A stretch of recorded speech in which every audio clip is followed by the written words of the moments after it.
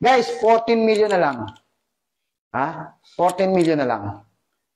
Ang tanong, magkano sweldo ng empleyado sa loob ng isang taon?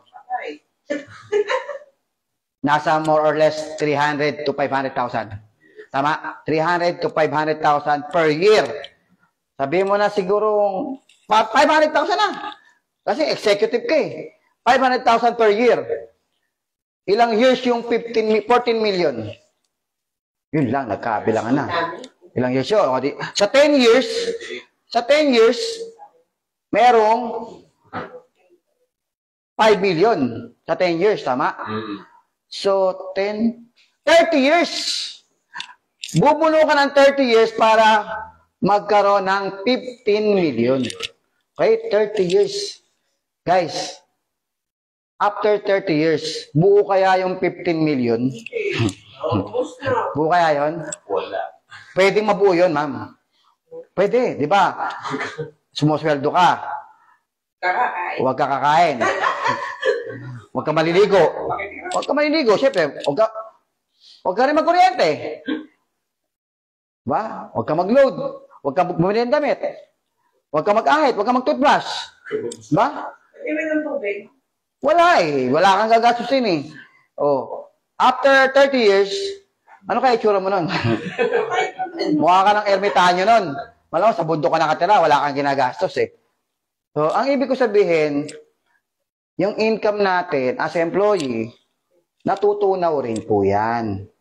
Nauubos. Kaya, pagdating mo ng retirement age, lahat ng mga kinita mo, nandun na po yan sa Poso Negro. Dinumi mo na yan. Ang mangyayari, aasa tayo sa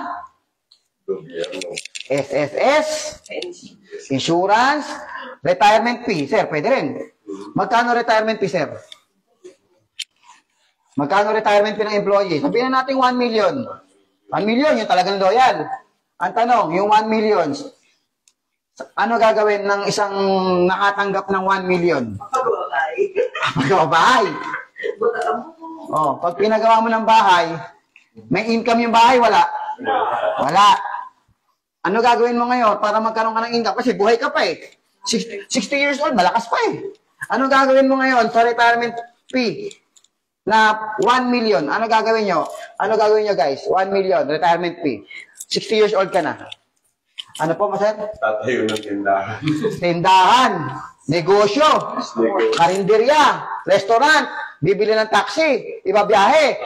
Tapos yung taxi niya, yung windshield, may grado kasi malabo na mata. Tapos nirarayo mo pa. Hindi pwedeng mag-manual yan, sir. May hirap pa sa clutch yan. Nirarayo mo na eh. Dramatic yan. So, sa madaling salita, ang dami ko pong nakita, nagka-edad, nag-retire, umasa sa SSS, yung retirement fee, pinang-negosyo, iba, hiningi ng mga anak. Nangyari, 1, 2, 3 years, ubos yung pera. Malakas pa si Lolo, pero maraming sakit, pero walang pera. Ang nangyari, nanghihingi sa mga anak. Eh, yung mga anak, wala rin. Kasi empleyado lang din naman na sakto lang yung sweldo para sa pamilya. So ngayon, yung mga magulang ngayon na umaasa sa anak, na balang araw, ito retirement ko, anak ko. Ginagawin yung retirement yung anak nyo. Pag nag-retire kayo, yung anak nyo, may sariling pamilya na yan. Ano, matanda na yan. May pamilya na yan, may anak na yan. Baka sa kanila lang, kulang pa yung kinikita nila. Ba't ka ngayon aasa? Meron pa doon magulang, anak, mag-aaral ka mabuti ha. Kasi paglaki mo, ikaw ang maghahango sa amin sa hirap. Kung ako yung bata, ito sasagot ko talaga sa magulang ko. Ba't ako asahan niyo? Bata-bata ko pa. Hintayin niyo pa ako lumaki. Kayo nga, malalaki na ngayon eh. Tama mali. Ba't may aasa sa bata yung pangarap mo? Eh hindi pa nga siya lumalaki. Ikaw yung nasa sitwasyon ngayon. Ikaw yung nasa sitwasyon ngayon para kunin yung pangarap mo o pangarap nyo. Ikaw yung may kakayahan, ikaw yung may lakas, ikaw yung nasa tamang edad. Bakit hindi na lang ikaw ang kumuha ng pangarap? Huwag mo nang hintayin yung anak mo. Kasi sinabi rin ng tatay mo sa'yo yan. Nung tumanda ka, wala ka rin nakuha sa pangarap, hindi mo rin naibigay yung pangarap ng tatay mo sa'yo, ngayon ipapasa mo na naman sa anak mo. Hanggang kaapu-apuhan mo, papangako nyo yan. o ihilingin nyo sa bawat anak nyo na ikaw ang haahon sa amin sa hirap. Mula sa lelong natin, sinasabi na po yan, ikaw mag-aahon sa hirap. Ilan salinlahi na tayo, may hirap pa rin.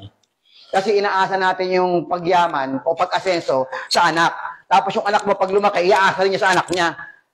Guys, ikaw nandyan ngayon, ikaw yung may opportunity, ikaw yung may pagkakataon, ikaw yung nasa present situation, ikaw ang gumawa ng pangarap mo. Okay? Palakpakan mga 20 katao. O ngayon, marunong ka ng mangarap. Siyempre, simulan na natin. Magkano ang income na dapat para makuha mo pangarap mo? Ito, sige. Lagyan natin, 15 million. 15 million na lang, ha? 15 million. 15 million. Magkano yung dapat monthly income po? Ilang years bago mo gustong kunin, sir? 15 million? 5 years? 5 years gusto mo makuha yan. Andiyan na yung bahay mo, simpleng apartment, lote, 15 million. Pinalit ko na lang. Para realistic. Baka sabihin ng audience, masyado naman tayong, realistic 15 million. 5 years mo gustong kunin. Ang goal is 5 years. Dapat, in 5 years, makuha mo to. Ngayon, magkano dapat ang income mo per year? 3 million. 3 million per year. 3 million per year ang income. Siyempre, sa 3 million na yan, babawasan mo yan. Kasi may gastos eh. Huwag mo natin bawasan. 3 million per year ang income. Ngayon, magkano yan per month? Magkano per month? Magkano per month dapat ang income mo? 250,000. Okay? 250,000. 3 million per year. 250,000 per month. Ngayon, sa 250,000 per month, dapat hindi lang ito ang kita mo. Kasi gumagastos ka per month. Gawin natin itong mga 300. Okay na yung 50,000, gastos. Masyado na matipid yun. Oh. Sabi, yabang mo, dati 6,000 lang income mo eh. Nabubuhay kayo eh. Ngayon, 50,000, pwede na.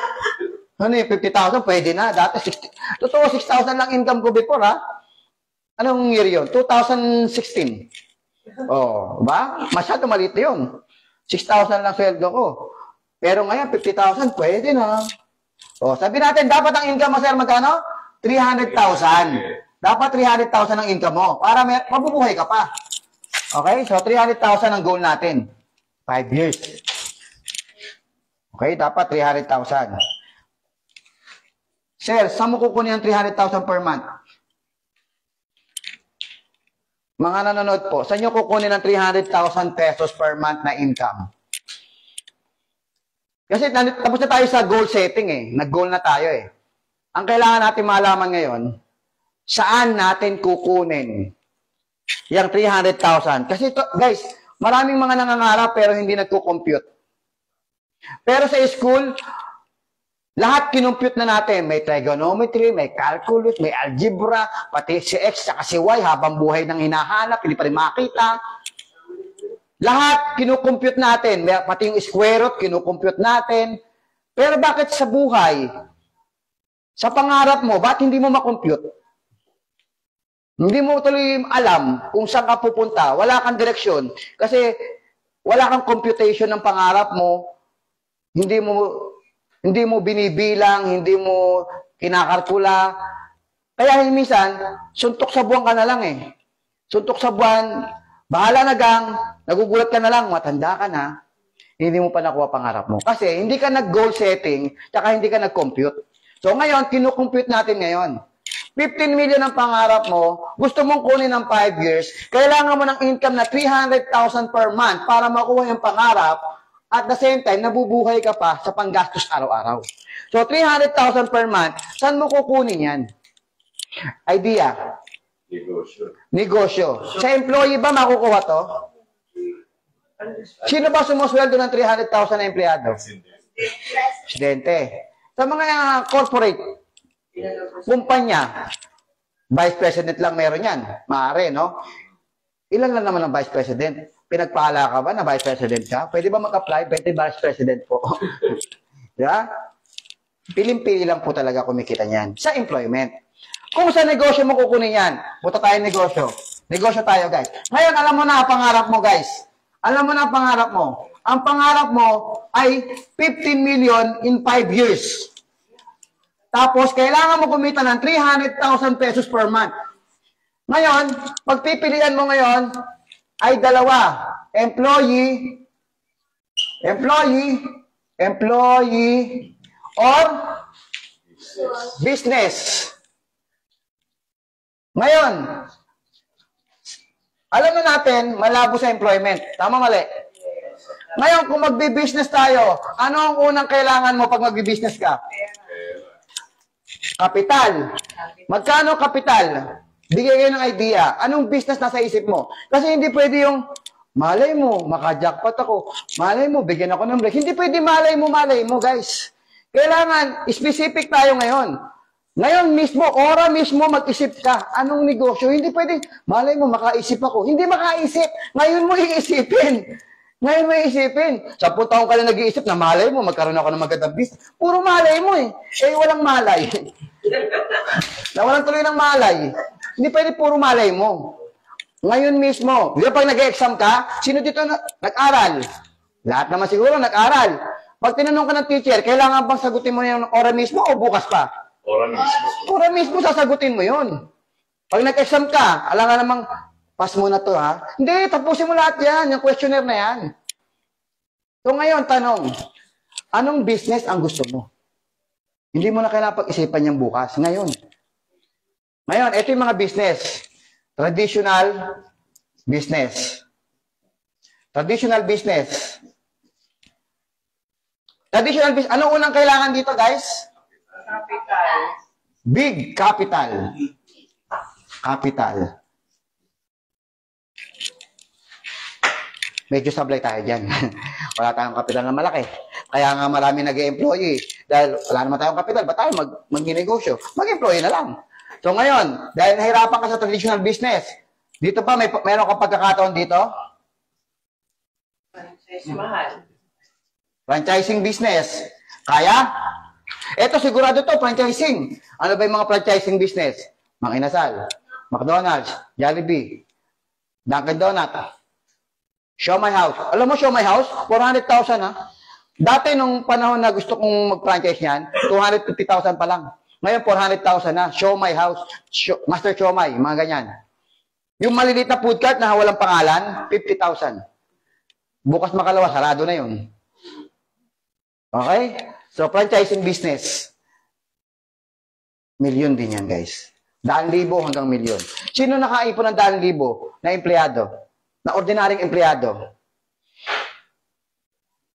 Ang hirap po, guys. Kung kayo nakaipon, ang galing nyo. Paano ka makakaipon sa sweldong 20,000? Makakaipon ka 20,000 per month ang income mo? Misa nga, kinakapos ka pa eh. Di ba? Kinakapos pa yan eh. Kaya hindi tayo makaipon ng puhunan, kaya ang nangyayari, natatrap tayo sa employment hanggang hindi mo na mamalaya, naubos na yung at the age of 20, nagtrabaho ka, nag-retire ka ng 60, naubos yung 40 years mo ng pag-ganon-ganon lang. Yung cycle mo, zero. Ngayon, after 1 month, yung 20,000 income mo, ano natitira? Zero. Negative. Zero. Minsan, negative pa. Zero. Any number multiplied by zero equals? Zero. Grabe, yun ang natutunan ko sa school eh. Lagi ko natatandaan yun eh. Sabi ng teacher ko, any number multiplied by zero equals? Zero. Kaya yung mga grade ko po, ng puro zero. Yun ang naalala ko eh.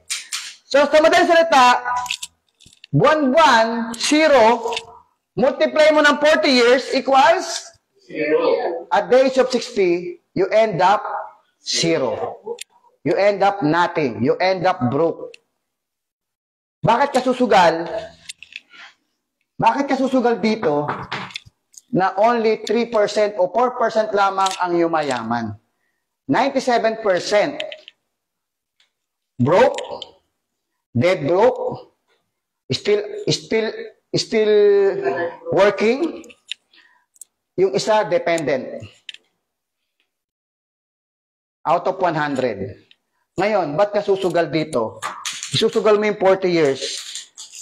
Hindi mo alam kung mapupunta ka sa 3%. Yung 3%, yan po yung well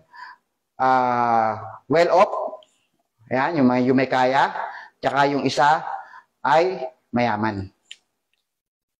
3% lang po yun. Ba't ka susugal? Susugal mo 40 years, guys. After 40 years of working, ilang taon ka na nun? 60 ka na, guys. 60 ka na, guys. At the age of 60, hindi mo nakuha yung goal mo na, yung mga pangarap mo, hindi mo nakuha. Wala ka income, wala ka pera, umaasa ka sa mga anak. 60 years old ka na. Hindi ka natatanggapin sa trabaho. Tama, mali? Ano ginagawa ng karamihan sa mga nakikita nyo, guys? Ano karamihan nakikita nyo? At the age of 60, na walang ipon. Balik trabaho. Yung hindi tinanggap sa trabaho. Kasi, wala na to, retire na to eh. Nakikitira. Paano kumakain? Yung iba, maliban sa nakikitira, syempre, papakainin yun. Sa anak, paano yung mga at the age of 60, maramdamin na ba yan? Yes. At the age of 60, nahihiya ba yan? Yes. Nahihiya ka bang hingi? Yes. Ngayon, pag nahihiya ka manghingi, ano tendency ginagawa ng mga 60 years old? Hingi sa gobyerno. Ano kung hindi makahingi? Nagtatrabaho pa.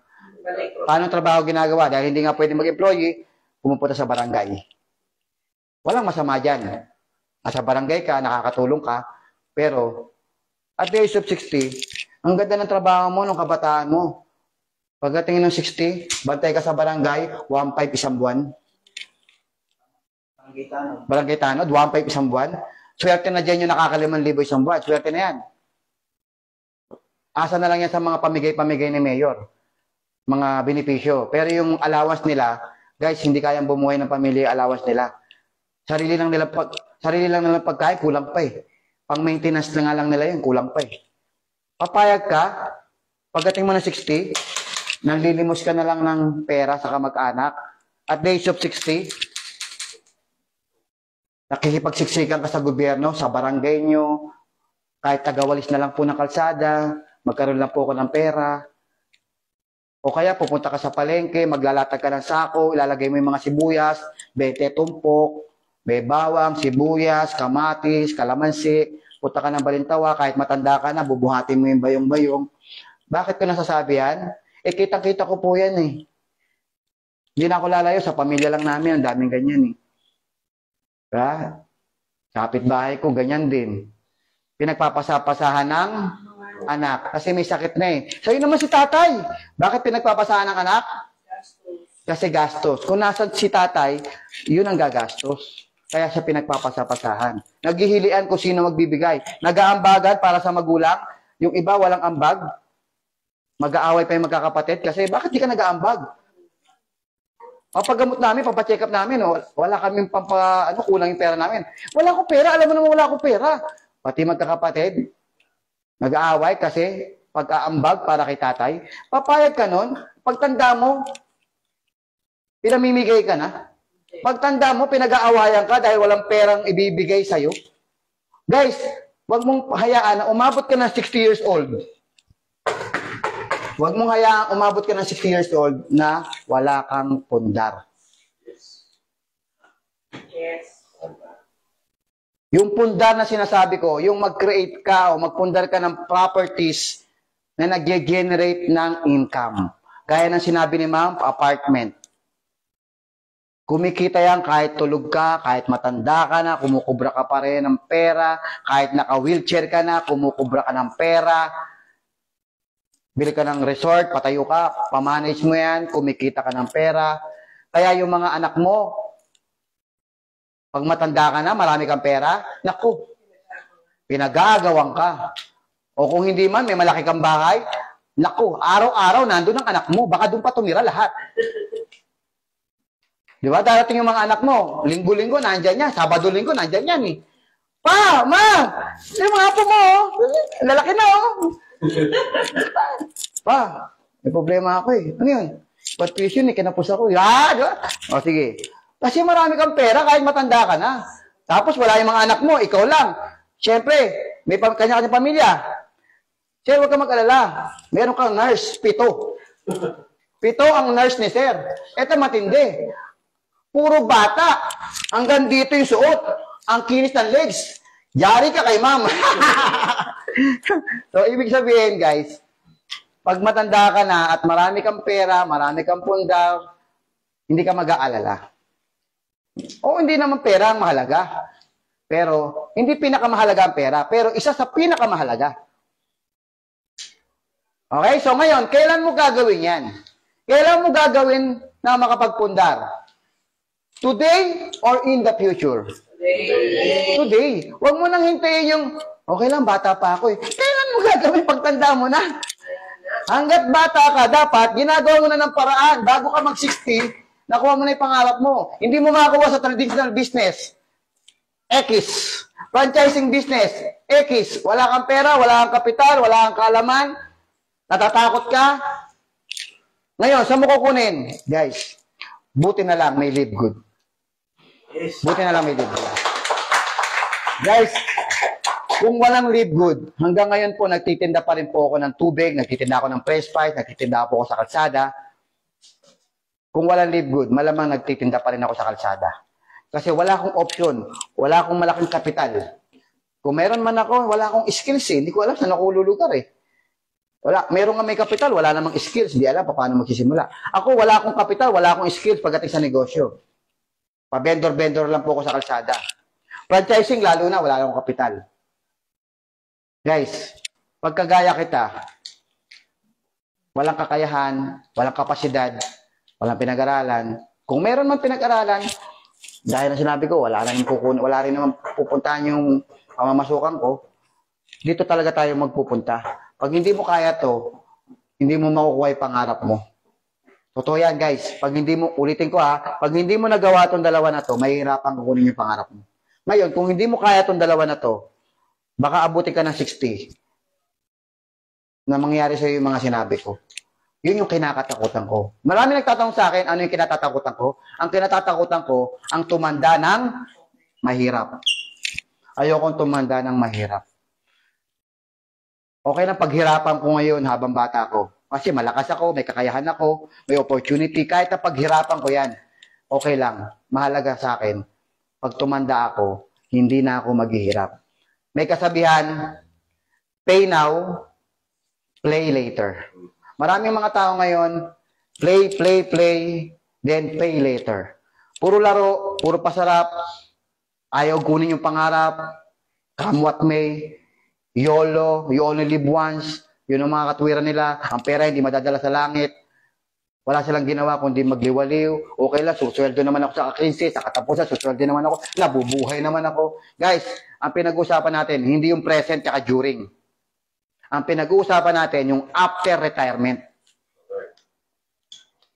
What is life after retirement? Yun yung pinaghahandaan natin. Kasi ngayon, malakas tayo. Kaya mong kumita ng pera, pangkain sa bahay, pantulong sa pamilya. Ang pinag-usapan, pagdating mo rito, guys, kailan mo kukunin yung pangarap mo? Pag 60 ka na? Dapat, yung 40 years na itatakbo ng buhay mo, dapat, dyan pa lang, during 40 years na yan, in the middle of 40 years na yan, dapat, kinukuha mo na unti-unti yung pangarap mo. Huwag kang papayag, lumilipas yung panahon, wala nangyayari sa buhay mo. Bigyan kita sample. Para malaman mo kung talagang papunta ka sa pangarap mo. Sana maliwanagan ka. Talaga guys, ito yung na-realize ko. Ako rin isa rin ako sa mga nakikinig sa mga mentors, sa mga successful. Isa to sa mga naintindihan ko eh. Bakit ako kumikilos? Bakit ako masipag? Coach, ba't ang sipag mo? Natural. Takot ako maghirap pagtanda ko. Ano problema ngayon, guys? Eto, dito tayo sa ngayon. Ang problema ngayon, pera. Yung pangarap mo, still, pangarap pa rin. Tama, mali? Ngayon, balikan natin. Ilang years gusto mo? 5 years, 10 years? O 5 years na lang. 5 years ago. Ano problema mo? Pera. Maliit na pera lang. Ngayon, lumaki na. Ngayon, kung ano yung ginagawa mo 5 years ago hanggang ngayon, kung ano yung ginagawa mo, wala ka nakuha sa mga gusto mo. Walang nangyari. Pag uulitin mo yung ginagawa mo, for the next 5 years, uulitin mo na naman yung ginagawa mo. Okay? 5 years from now, wala kang binago sa ginagawa mo. Ano resulta mo rito? Ano meron ka? Ano problema mo? Mas malaking pera. Imagine mo, paulit-ulit lang cycle na yan. Problema mo pera. 5 years ago, problema mo pera. Wala kang binago sa ginagawa mo. Kung ano yung ginagawa mo 5 years ago, ginagawa mo pa rin ngayon. 5 years from now, ang problema mo, pera pa din. Hindi mo namamalayan, guys, 60 years old ka na, wala ka pa rin nakuha sa pangarap mo. Guys, papakita ko sa inyo ngayon yung opportunity. Yung opportunity na pwedeng bumago ng buhay natin. Na, isa rin po ako sa nababago na unti-unti ang buhay. So, hindi naman hindi ko naman pinagmamalaki sa inyo na ako'y kumikita na. Pero, masasabi ko sa inyo na, unti-unti na natin kinukuha yung pangarap natin. Hindi pa ganun lahat. Kasi ang pangarap hindi natatapos eh. May nakuha na tayong konti pero gusto pa natin dagdagan. Kasi bakit? Hindi naman tayo ambisyoso, hindi naman tayo greedy. Ang tawag po dyan, hindi naman sa hindi tayo nakukontento. Hindi naman ganun. Ang ibig sabihin lang po ng ginagawa ko, minamaximize ko lang po yung oras at kabataan ko. Minamaximize ko lang. Walang masama pag sobra, ang pangit pag kulang. Pag sobra, marami kang ibibigay. You cannot give what you don't have. Yes, English yun guys. Nabasa ko yun sa Facebook nung isang araw. Ang ganda ng kahulugan, bagay na bagay. Diba? Hindi ka pwedeng magbigay kung wala ka. Ngayon, kung kumikita ka, palaguin mo ng palaguin. Nasa Bible po yan. Palaguin mo yung pera. Hindi yung pag hindi mo pinalaguyan, magagalit na yung Diyos sa'yo. Ngayon, binigyan ka ng talino. Binigyan ka ng lakas. Tapos, natutulog ka. Tapos, naghihintay ka ng spillover. Binigyan ka ng lakas, binigyan ka ng talino, binigyan ka ng galing. Ang lakas-lakas mo eh. Marami dyan nakaratay sa higaan eh, may sakit.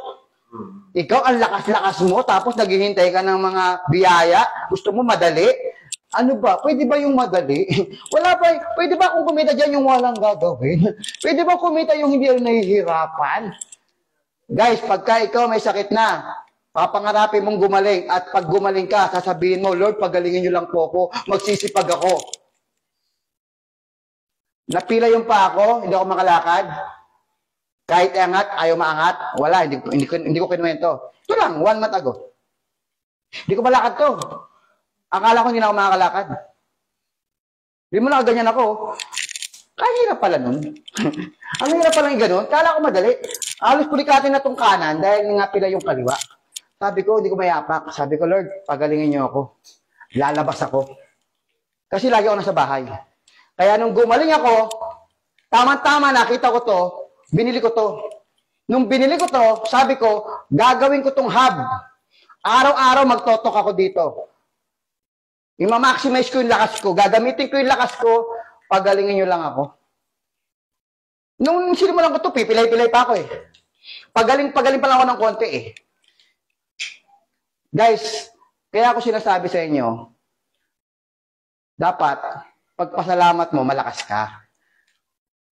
Huwag mong hayaang wala ka ng lakas, tsaka mo hihilingin na lumakas ka at gagalaw ka na. Ngayong malakas ka, gumalaw ka. Ang dami dyan mahihina, gustong gumalaw, hindi makagalaw. Ikaw malakas, ayaw mong gumalaw. Pwede bang kumita ng walang gagawin? Gusto ko po kumita yung hindi nahihirapan eh. Grabe naman yan. Ang bihira naman buhay yan, oh. Oh, simulan natin. Oh, namatay na yata. So, oh, simulan natin negosyo, guys.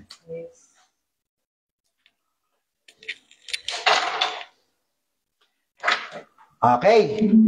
Sensya na kayo. Yan ang nakalagay sa ano ito, wallpaper. Sa anak ko kasi ito. Ginagamit niya kasi ito eh. Oh.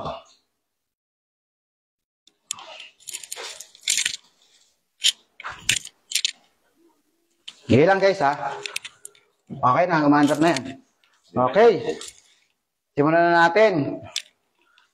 Dahil pasakali, no? Alam niyo guys kung bakit marami akong pasakali. Alam mo, itong presentation na to, paulit-ulit mo na naririnig to eh. Naririnig mo na to kahit sa ibang company pa. Kikita ng malaki, yayaman, dadami pera, kukuha pangarap, magkakakotse. Naririnig mo na yan kahit sa ang company. Pero ba't hindi mo pa rin ginagrab? Yun ay dahil hindi mo alam kung ano yung gusto mo. Kaya yun yung ununa ko. Inuna ko muna na matuto ka ulit mangarap. Kasi pag nangarap ka, sigurado ako, at meron ka ng pangangailangan, kasi nangangarap ka na, may goal ka na, may target ka na, kung magkano kikitain per month, para makuha mo yung pangarap mo, kailangan ito kikitain mo per month. Ngayon, may pangarap ka na, na-compute mo na, ang susunod na step, saan mo kukunin? Hindi mo makuha sa employment, na-compute na natin, hindi mo makukuha sa business dahil wala ka namang malaking kapital, wala kang skills, hindi mo makuha sa business kasi wala ka namang pang-franchise.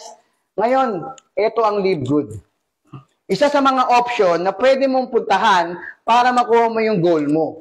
Ngayon, nag-goal na tayo. Gusto mong kumita ng 300,000 per month. Papakita ko sa inyo kung gaano ka posible yung income na gusto mo per month.